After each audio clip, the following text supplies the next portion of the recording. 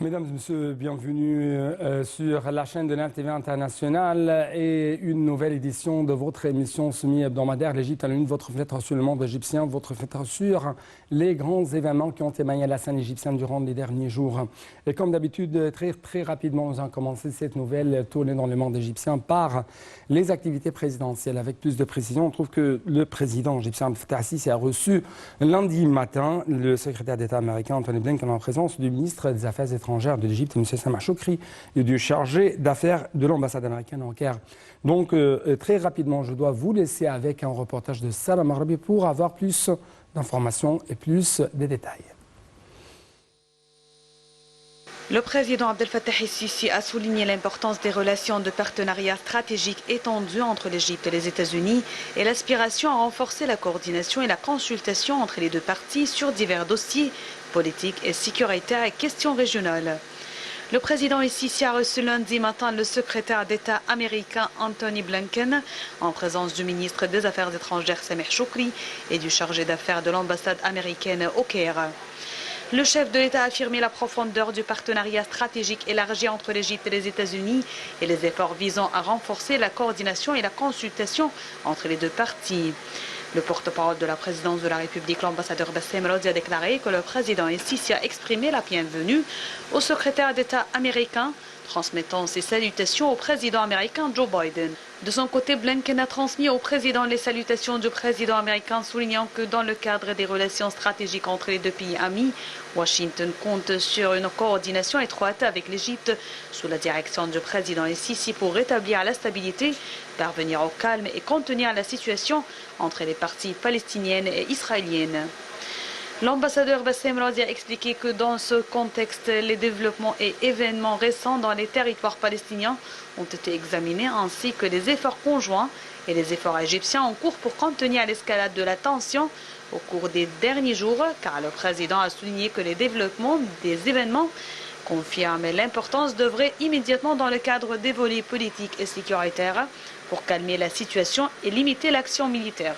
Il a affirmé la position ferme de l'Égypte pour parvenir à une solution juste et globale qui garantisse les droits du peuple palestinien conformément aux références internationales, d'une manière qui résout ce problème crucial dans la région et ouvre des perspectives de paix, de stabilité, de coopération et de construction.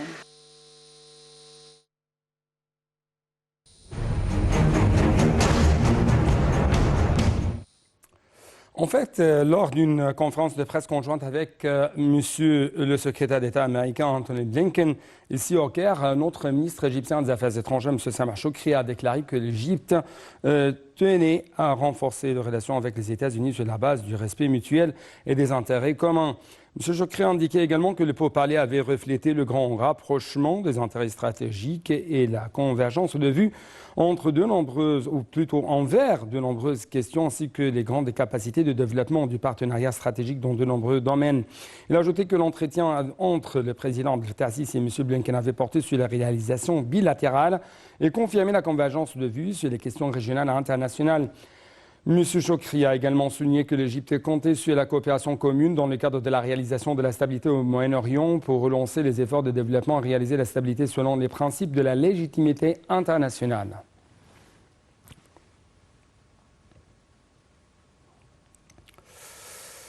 D'autre part, et au cours de sa visite à Moscou, Monsieur le chef de la diplomatie égyptienne Sameh Shoukry s'est entretenu hier avec son homologue russe Sergueï Lavrov. L'entretien a été suivi par une conférence de presse conjointe dans la capitale russe, Moscou. Salam Arabi va vous donner plus d'explications en ce qui concerne les différents messages qui ont été adressés par les deux côtés pendant cette conférence de presse et pendant les différents entretiens qui ont été tenus avec Monsieur le chef de la diplomatie égyptienne et les autres responsables russes. Le Caire et Moscou s'accordent à renforcer leurs relations bilatérales afin de préserver leurs intérêts. C'est ce qu'a déclaré le chef de la diplomatie Sameh Shoukry lors d'une conférence de presse tenue à la suite de son entretien avec son homologue russe Sergueï Lavrov à Moscou. Le chef de la diplomatie a indiqué que le volume de l'échange commercial entre l'Égypte et la Russie continue d'augmenter. Le ministre des Affaires étrangères a ajouté que le Caire et Moscou œuvraient actuellement pour faire optimiser la coopération bilatérale dans les domaines économiques et aboutir au mécanisme de l'utilisation de la livre égyptienne et du rouble russe dans les échanges commerciaux entre les deux pays. Interrogé sur la cause palestinienne, Chokri a souligné la nécessité de mettre fin à toute escalade dans les territoires occupés afin d'aboutir à un règlement juste et permanent du conflit. M. Chokri a également exigé d'aboutir à une solution politique basée sur la solution de deux États palestiniens et israéliens. De son côté, le chef de la diplomatie russe, Sergei Lavrov, a déclaré que la coopération entre l'Égypte et la Russie s'était largement développée dans les divers domaines.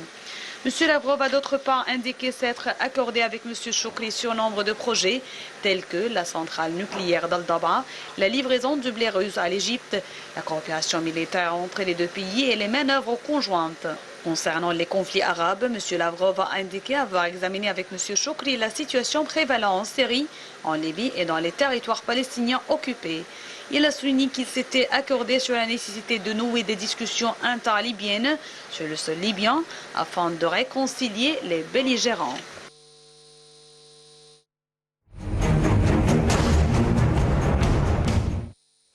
Le Premier ministre, Dr Moustapha Madbouli, a affirmé lundi que l'Égypte entendait atteindre des taux de croissance d'environ 5% ou quand même 6% au cours des années 2024 et 2025, un excédent primaire de 2,1% en 2023-2024. Donc, ce sont parmi les grands messages qui ont été contenus dans son allocution prononcée devant la 7e édition de la conférence annuelle pour les investissements au Moyen-Orient et en Afrique du Nord. Sarah Maghrabi va vous donner très rapidement un flashback, un retour sur les grands messages lancés par le Premier ministre. Le Premier ministre Moustapha Madbouli a affirmé lundi que l'Égypte entendait atteindre des taux de croissance d'environ 5% et 6% au cours des années 2024 et 2025 et un excédent primaire de 2,1% en 2023-2024, ce qui signifie la réduction de la dette publique à environ 78% du PIB au cours de l'exercice 2026-2027, notant que le dossier de la gestion de la dette est une priorité pour le gouvernement. Selon un communiqué publié par le service d'information du gouvernement SIG sur l'allocution prononcée par le Premier ministre lors de la 7e édition de la conférence annuelle pour les investisseurs au Moyen-Orient et en Afrique du Nord, M. Madbouli a affirmé l'importance des accords de partenariat et de la conjugaison des efforts face aux défis mondiaux économiques. Dans le cadre de la volonté du gouvernement d'affronter ces défis et de paver la voie à la reprise économique, nous cherchons à tirer parti des potentialités inexploitées que possède l'État égyptien, a-t-il dit. M. Madbouli a remercié tous les partenaires, investisseurs et présidents exécutifs et tous les participants des divers pays du monde à cet événement pour explorer les opportunités d'investissement variées. Le Premier ministre a affirmé la capacité du gouvernement d'atteindre les objectifs ciblés via la mise en œuvre d'un nouveau programme de réforme économique soutenu par le Fonds monétaire international, tout en affirmant l'engagement à réaliser les résultats escomptés des politiques incluses dans ce programme qui comprennent un passage permanent à un régime de taux de change flexible pour établir l'équilibre sur le marché de la monnaie locale, parvenir à une discipline budgétaire pour assurer la baisse continue des niveaux de la dette publique, étendre les réseaux de protection sociale pour protéger les groupes les plus vulnérables, ainsi que mettre en œuvre des réformes structurelles pour réduire le rôle de l'État dans différents secteurs.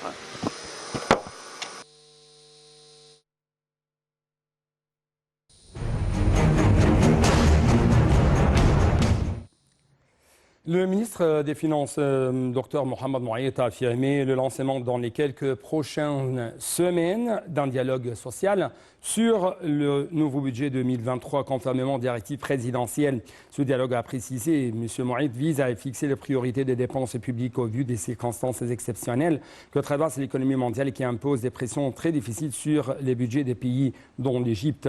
Il a ajouté que les ministères ciblent également la distribution juste des allocations d'une manière qui réponde aux exigences de la croissance et du développement de diverses franges de la société égyptienne.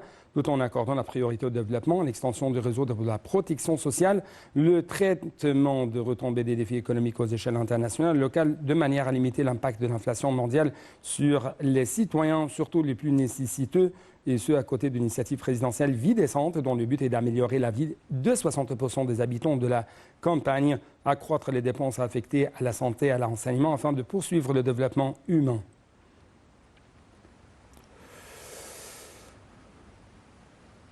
Hausse prévue des indicateurs de l'économie. Avec plus de précision, le service d'information du gouvernement SIG a publié un rapport qui comprend des infographies jetant la lumière sur les prévisions du Fonds monétaire international sur une hausse future des indicateurs de l'économie nationale. Malgré la complexité de la scène économique mondiale et les défis croissants posés par les crises mondiales successives, la vision des institutions internationales sur les indicateurs de l'économie égyptienne demeure positive, en particulier à la lumière des efforts de l'État pour contenir et surmonter les répercussions de changements extérieurs en résultant. Le rapport a révélé les révisions, ou plutôt les prévisions les plus importantes de fonds concernant des indicateurs de l'économie égyptienne au cours des prochaines années qui indiquent une augmentation de taux de croissance pour atteindre 4% en 2022-2023, 5,3% en 2023-2024, 5,7% en 2024-2025 et 5,9% en 2025-2026. Alors que le taux d'inflation va reculer pour enregistrer 15,8% en 2022-2023, 11,1% en 2023-2024. La dette extérieure devrait également diminuer en pourcentage du PIB pour atteindre 39,6% en 2022-2023, 35,8% en 2023-2024, 33,2% en 2024-2025, 30,9% en 2025-2026 et enfin en 28% en 2026-2027. Donc très rapidement également, nous devons passer à une autre nouvelle concernant la ministre de la Planification et du Développement économique, Hala Saïd, qui a souligné lundi que l'État égyptien visait à doubler le rôle du secteur privé dans l'économie à 65% au cours des 3 prochaines années. Madame Saïd s'est exprimée au cours de sa participation à la séance du comité économique ministériel égyptien qui se tient dans le cadre des activités de la 7e conférence pour les investisseurs au Moyen-Orient en Afrique du Nord, organisée du 30 janvier au 1er février. Le gouvernement égyptien accorde une priorité au renforcement du rôle du secteur privé dans l'économie égyptienne comme pierre angulaire pour stimuler une croissance durable et inclusive, a-t-elle dit, au cours de ces conférences organisées par la société de CI Capital, en présence de plusieurs ministres. D'autre part, le ministre du Pétrole et des Ressources minières, Tariq El-Molla, a discuté avec l'ambassadeur d'Australie au Caire des moyens de renforcer la coopération commune dans les domaines du gaz et des énergies vertes, en plus du rôle croissant de l'Égypte en tant qu'exportateur de gaz naturel. M. Molla a souligné dans un communiqué mardi que la crédibilité croissante des secteurs pétroliers auprès des compagnies pétrolières internationales confirme le respect par le secteur de ses contrats avec ses partenaires étrangers, la présence de grandes opportunités d'échange d'expériences entre les deux parties. Le ministre a passé en revue les développements observés par le secteur minier en Égypte ces dernières années à la lumière des réformes qui ont été mises en œuvre dans ce secteur pour créer un climat attractif pour les investisseurs, ce qui a contribué à attirer de nouvelles entreprises internationales égyptiennes pour investir dans l'extraction d'or et de minéraux.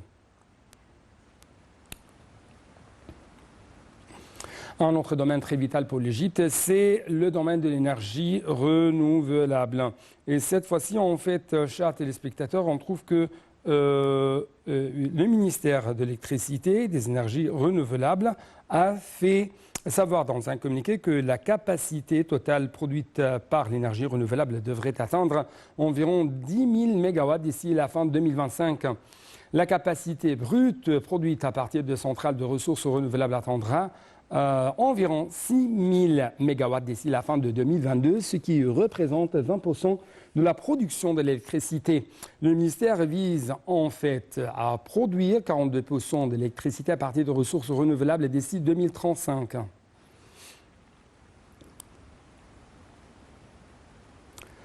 Le ministre du Transport, Kamil Wazir, a assisté à la signature d'un accord avec la société russe Transmash Holding International et GTMH pour la création d'un atelier pour la maintenance des wagons-trains dans les ateliers ferroviaires d'Abu Za'bal en Égypte.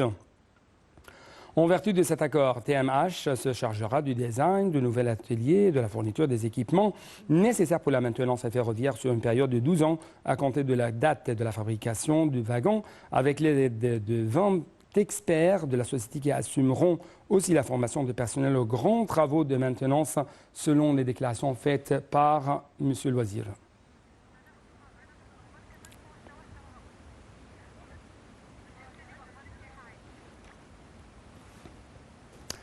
Donc, croissance au secteur du tourisme, c'est le grand titre, mais les explications tout de suite. Un communiqué publié par le ministère du Plan de développement économique a fait savoir que les investissements dans le secteur du secteur du tourisme et des antiquités devraient atteindre environ 7,4 milliards de livres égyptiens dans le plan de l'exercice 2022-2023 en cours, contre 6,2 milliards de livres égyptiens en 2021-2022, soit une croissance de 19,4%. Ces chiffres ont été déclarés dans le cadre du rapport sur les objectifs des investissements du secteur tourisme ou du secteur de tourisme dans le plan de l'exercice en cours 2023-2022.